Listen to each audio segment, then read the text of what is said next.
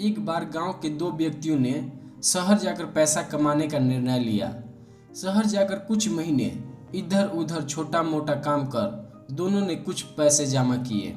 फिर उन पैसों से अपना अपना व्यवसाय प्रारंभ किया। दोनों का व्यवसाय चल पड़ा। 2 साल में ही दोनों ने अच्छी खासी तरक्की कर ली।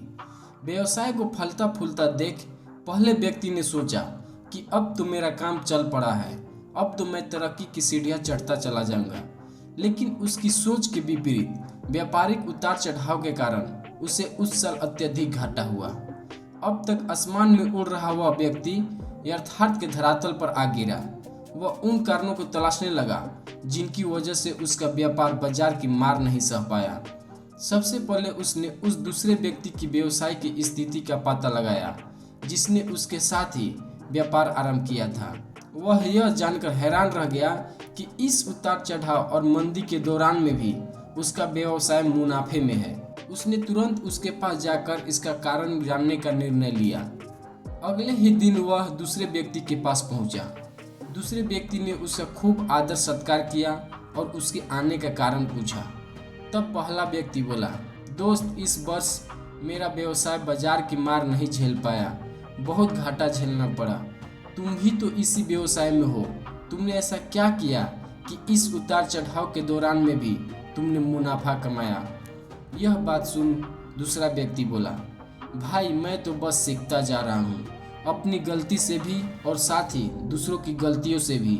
जो समस्या सामने आती है उसमें से भी सीख लेता हूँ। इसीलिए जब दोबारा वैसी समस्या सामने आती है तो उसका सामना अच्छे से कर पाता हूँ और उसके कारण मुझे नुकसान नहीं उठाना पड़ता है। बस ये सीखने की प्रवृत्ति ही है जो मुझे जीवन में आगे बढ़ाती जा रही है। दूसरे व्यक्ति की बात सुनकर पहले व्यक्ति को अपनी भूल का एहसास हुआ। सफलता के मद में वो अति आत्मविश्वास से भर उठा था और सीखना छोड़ दिया था।